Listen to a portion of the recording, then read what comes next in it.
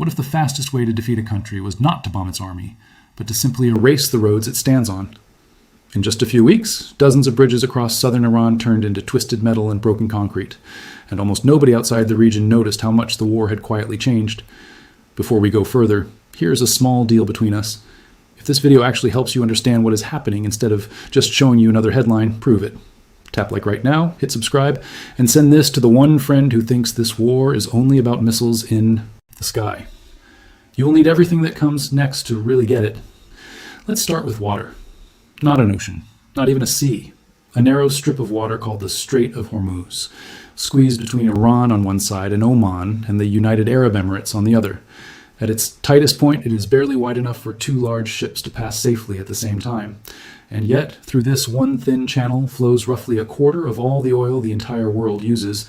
Tankers from Saudi Arabia, from Kuwait, from Iraq, from the UAE, all line up and funnel through this same narrow gap before reaching the open ocean.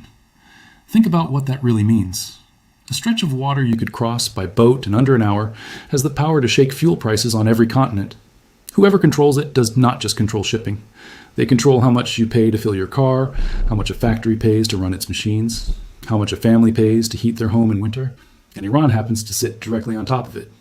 To put that in perspective, imagine every fifth car on the road around the world running on fuel that had to pass through a gap you could throw a stone across on a calm day. That is roughly the scale we are talking about. Insurance companies that cover oil tankers watch this strait more closely than almost anywhere else on the planet, because a single incident here can ripple through shipping costs everywhere else within hours.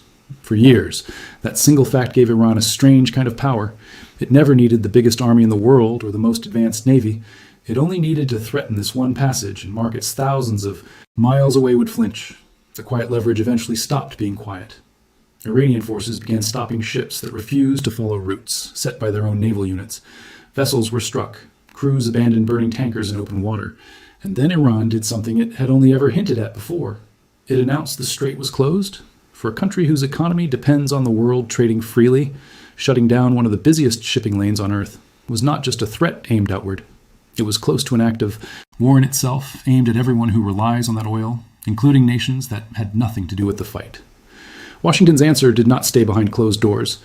President Trump stood in front of cameras and said, in plain words, that if Iran did not reopen the strait, the United States would destroy the country's bridges and its power plants, and that it could happen within hours, not weeks.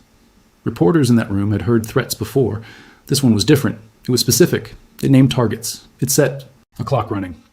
Most political threats made on live television fade away and nothing happens. This one did not fade.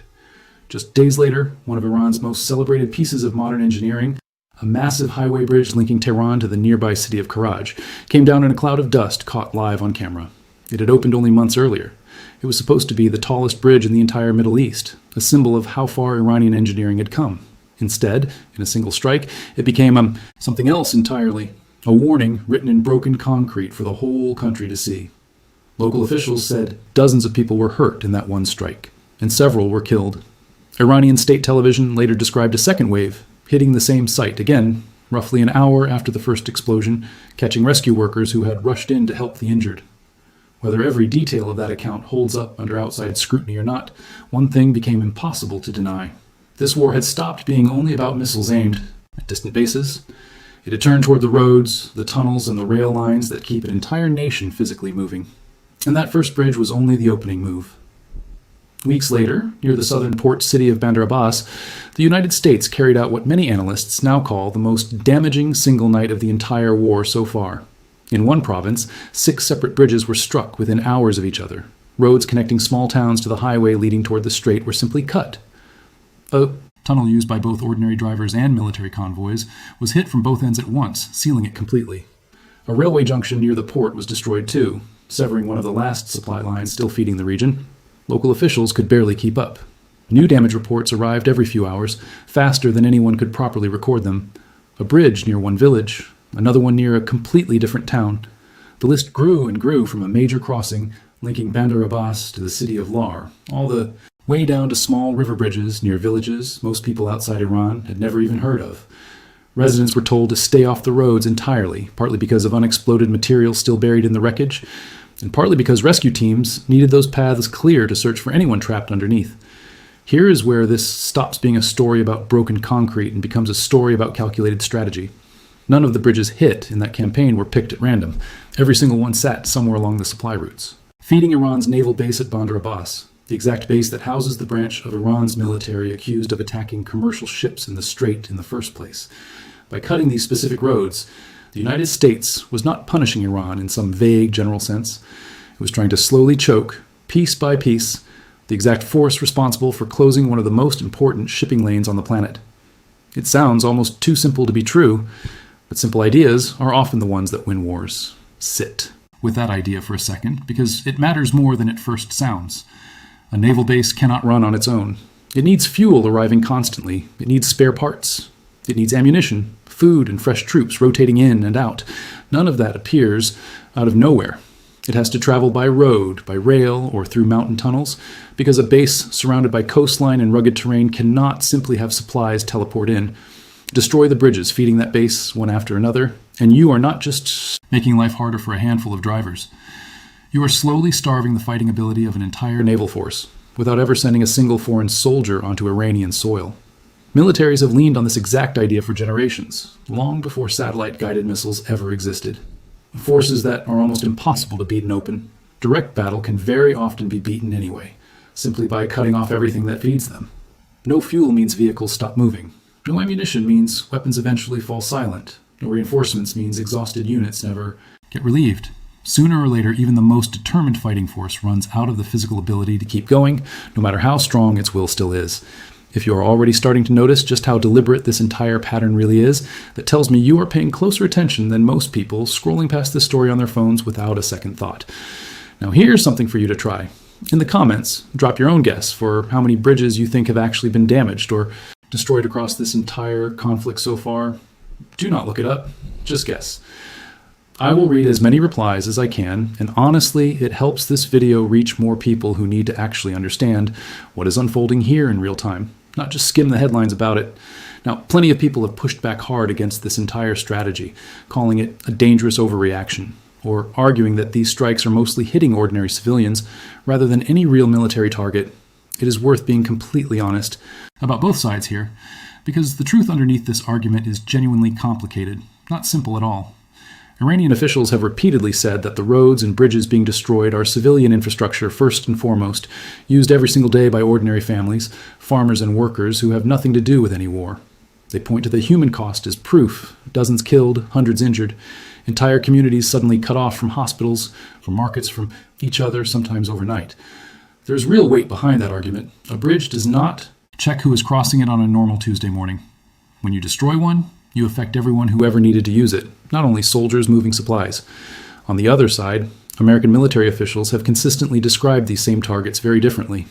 Spokespeople from Central Command have said again and again that the sites being struck are logistics infrastructure tied directly to Iran's ability to resupply and reinforce its forces near the strait. In their view, a bridge that a military convoy regularly uses is a legitimate target, even if farmers happen to cross that same bridge on an ordinary day. War has rarely drawn a clean, tidy line between civilian use and military use, especially inside a country where the same road serves both purposes at the exact same time. Neither side is simply lying either. That is what makes this so hard to untangle. Iranian officials are not inventing the grief of families who lost someone in a strike. American officials are not inventing the military value of a road that feeds a naval base. Two completely. True statements can exist about the exact same pile of rubble, and both of them matter, even though they point in opposite directions. Here is the uncomfortable truth sitting underneath both of these arguments. Both sides can genuinely be right at once. A single bridge can be a lifeline for a small town and a critical supply route for a naval base in that very same moment, without any contradiction at all. That overlap is exactly why bombing infrastructure is such a brutally effective strategy. It does not force anyone to choose between hitting the military and hitting civilians. It hits both automatically, whether that is the stated goal or simply the unavoidable outcome baked into the target itself. This overlap is also why humanitarian organizations have started raising real alarms. In recent weeks, representatives from major aid groups have publicly warned that deliberately targeting essential civilian infrastructure risks crossing into legally dangerous territory under the existing rules of war. Iran's own foreign ministry has publicly called the strikes proof of what it describes as an enemy running out of better options. Washington, in turn, insists the campaign is working exactly as intended, steadily wearing down Iran's military capability night after night, whatever the surrounding human cost turns out to be. So who is actually right here? Maybe that is not even the most useful question to ask. Maybe the better question is simply, what happens next? Because that is genuinely where this story starts to feel frightening. Every one of these strikes on roads, tunnels, and rail lines carries a strange, often overlooked side effect. It does not only hurt Iran's navy in the moment, it also makes it dramatically easier for an outside force to eventually move into that region on the ground, if that difficult decision is ever actually made in Washington.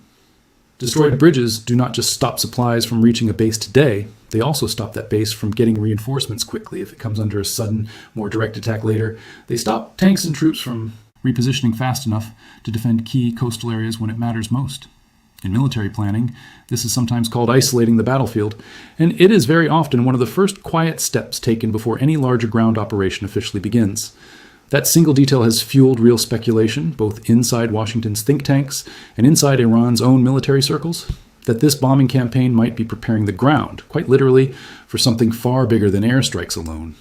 It is the kind of quiet groundwork that rarely makes headlines on its own, yet it is often the clearest sign of what a country is actually planning, far more revealing than any speech given on camera. Analysts who follow the region closely have pointed out that this exact pattern, hitting bridges, railways, and supply routes concentrated around one specific port city, carries some of the classic signs seen before ground assaults in past conflicts. That does not mean an invasion is guaranteed. Public opinion inside the United States remains firmly against any wider war, and there is real vocal resistance in Congress to sending more American troops abroad. But the underlying pattern here is genuinely hard to ignore, and history consistently shows that infrastructure like this rarely gets destroyed by accident or coincidence. If this kind of close reading is exactly the reason you keep coming back to this channel, now is the perfect moment to make sure you never miss what happens next. Hit subscribe, turn on notifications if you have not already, and pass this video along to someone who still genuinely thinks this war is quietly winding down. Because everything we have just walked through together says the exact opposite. Iran, for its part, has not stayed passive through any of this.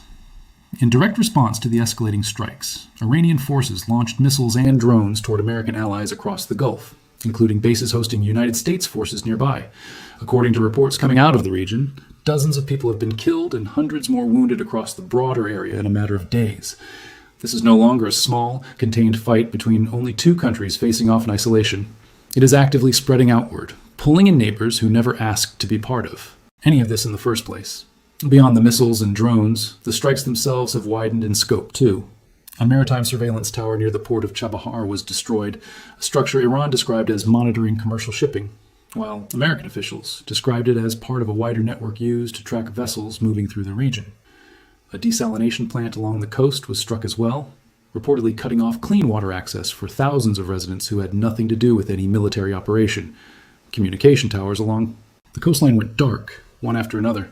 Even a border crossing used by ordinary travelers was hit in a separate strike. A stark reminder that in a war fought this way, almost nothing stays completely off limits for very long. And this is exactly where the story stops being just about Iran and starts being about you, no matter where in the world you're watching this from right now. Every time another bridge falls in southern Iran, oil markets react within hours, sometimes within minutes. Energy analysts have already warned that continued disruption near the strait could push fuel prices sharply higher across the entire world, hitting everything from your monthly gas bill to the cost of shipping the packages you order online without ever thinking twice about where they actually come from. Countries as far away as Pakistan and parts of East Asia have already reported ripple effects on their own domestic energy supplies, simply because so much of the world's oil has to physically pass through this one narrow stretch of water that keeps getting caught in the crossfire. Even nations with no ships anywhere near the Gulf feel the pinch because global energy prices rarely stay isolated in one region for very long. Shipping insurers have already started raising premiums for vessels willing to risk the journey, and some companies have quietly rerouted cargo thousands of extra miles just to avoid the strait entirely, adding weeks to delivery times and extra cost to almost everything that eventually lands on a store shelf near you. Let's slow down here for a second and really sit with what all of this actually means, because it is far too easy to scroll past headlines about a few bridges collapsing and completely miss how significant this specific moment truly is. A single clip on your phone lasts 15 seconds. The consequences of what it shows can last for years. We are watching, in close to real time, a genuine shift in how modern wars between major powers actually unfold. This is not old-fashioned trench warfare. It is not even primarily missile warfare aimed narrowly at military bases, the way it might have looked just a decade or two ago. This is infrastructure warfare, a deliberate strategy built around making a country physically unable to move, resupply, or reinforce itself, long before any full-scale invasion, if one ever comes, even officially begins. Roads become targets, tunnels become targets, even quiet, ordinary train stations, the unglamorous backbone of everyday civilian life, become targets. Because in a long enough war, everything that helps a country function also ends up helping that same country keep fighting. This should concern anyone paying close attention, and not only because of what it means specifically for Iran, it sets a template for the future. It shows other powerful nations watching from a distance exactly how a modern conflict can be fought without a single foreign soldier ever setting foot on enemy soil. Precision strikes repeated night after night, aimed squarely at the connective tissue holding an entire country together. Its bridges, its tunnels, its rail lines, its power grid, its water supply. If this approach proves successful here, there is very little reason to believe it stays neatly confined to just this one region or just this one conflict. History actually backs this up in a way that should make all of us pause. Go back to the Second World War, and you will find Allied bombers repeatedly targeting bridges and rail yards across occupied Europe in the months before major ground offensives. Not because those crossings looked impressive on a map, but because tanks and troops cannot fight without a way to reach the front line. Go back to the wars in the Balkans and the 1990s, and you will find the same pattern again. Bridges over the Danube reduced to twisted metal, not to punish a city for existing, but to sever the arteries, feeding a wider war effort. This is not a new invention. It is one of the oldest tricks in military history, dressed up now in satellite footage and precision-guided munitions instead of grainy black and white photographs. Even further back, during the First World War, commanders learned that a single collapsed rail bridge could stall and advance for weeks, longer than most direct battles ever managed to do. The lesson never really changed. It only got faster and far more precise with every passing decade. What makes this specific moment different is speed. In those earlier wars, this kind of campaign could take months, sometimes years, to meaningfully weaken a country's ability to move. Here, it took days, a handful of aircraft, a handful of drones, and a run of coordinated strikes accomplished in under 2 weeks. What once might have needed an entire sustained bombing season to achieve. That compression of time is exactly what should unsettle you. It means the gap between a political threat made on live television and irreversible physical consequences on the ground has shrunk down to almost nothing. Now picture this from the perspective of an ordinary person actually living in one of these affected towns, someone with no connection to any military base or naval convoy at all. Their morning used to start with a short drive across a familiar bridge, the same one their parents probably used, the same one their own children used to reach school. Overnight, that bridge is simply gone. The hospital that used to be 20 minutes away is now an hour and a half away, along a longer, damaged route that ambulances struggle to navigate. That is not a line buried inside a military briefing somewhere. That is a grandmother who cannot reach her dialysis appointment on schedule. That is a farmer who cannot get his produce to market before it spoils in the heat. War, when it targets infrastructure this precisely, does not always announce itself with one dramatic battle. It arrives quietly in the form of a longer, harder, more dangerous version of everyday life for people who never asked to be any part of this. Think about a fisherman near the coast who used to load his catch onto a truck every morning before sunrise, crossing a small bridge to reach the market before the fish spoiled in the heat. That bridge is gone now too, along with dozens like it. His route now takes twice as long, over roads never built for heavy traffic. Multiply that by every family, every shopkeeper, every school bus driver across an entire province, and you start to understand why the real cost of this war is so much bigger than any single explosion caught on camera. If a moment like that genuinely lands with you, if you can actually picture what it feels like for ordinary life to unravel this quietly, take 30 seconds right now and share this video with someone who needs to understand that wars are not only fought through headlines about missiles and generals. They are fought just as often in the space of an ordinary morning commute that suddenly no longer exists. That share genuinely helps more people find this channel, and it costs you nothing but a few seconds of your time. So where does all of this actually leave us right now? Today, Iran has lost a large portion of the infrastructure connecting its most important naval base to the rest of the country. And that kind of damage does not repair itself overnight, no matter how quickly. Officials promise it will. Its economy is already straining under the combined weight of a closed strait, rising global attention, and mounting international criticism from multiple directions at once. Its allies and its rivals alike are both watching closely to see whether Tehran finally bends under all this pressure or whether it digs in even further despite the visible damage piling up night after night across the country. Every government in the region is quietly taking notes, because whatever happens here will shape how they each plan for their own future conflicts. The United States, meanwhile, has clearly shown that its threats this time were not empty political theater aimed purely at cameras and headlines. When President Trump warned publicly that bridges could fall in a single night, that warning became reality again and again across multiple provinces in multiple weeks of sustained strikes.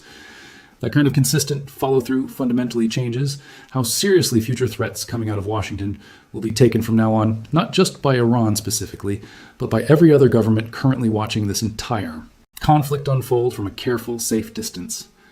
And here is the part that should genuinely stay with you long after this video actually ends. Wars used to be measured almost entirely in soldiers lost, cities captured, or territory gained and marked on a map. Increasingly, in this new era, they are being measured in something far quieter, but arguably just as devastating in the long run. Connections severed one by one. A road that no longer physically exists. A tunnel that no longer safely opens. A rail line that no longer runs on schedule or at all. A bridge that a family used to casually cross every single morning on their way to work, now lying broken at the bottom of a dry riverbed. That is genuinely what has happened across Iran over these past several weeks and months. Not one single dramatic battle that ends an entire war in one afternoon. The way old war movies might lead you to expect, but a slow, deliberate unraveling of the very things that quietly hold a country together in the first place. Bridge by bridge, tunnel by tunnel, night after night after night. And whether you personally believe this specific strategy is fully justified, or believe it crosses a line that should never be crossed under any circumstances, one fact remains impossible to ignore at this point. The fight for the Strait of Hormuz is no longer being waged only at sea, the way most people originally assumed it would be. It is now being fought directly on the roads, underneath the mountains, and across every single bridge that Iran still has left standing today. The real question now is not whether more bridges will fall in the coming weeks. Based on everything we have just walked through together, they almost certainly will, one after another. The real, deeper question is what happens on the day there are simply no bridges left to destroy, when every possible path Iran might use to move, resupply, or reinforce itself has already been permanently cut off, one road at a time.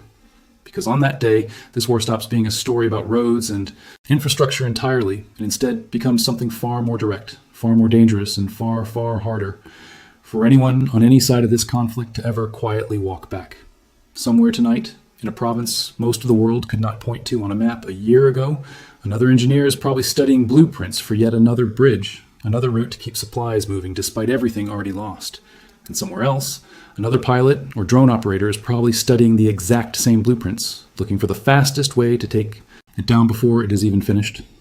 That quiet, invisible race, happening far from any camera, is the part of this war that will decide almost everything else that follows. That is the exact moment the entire world should genuinely be watching for right now.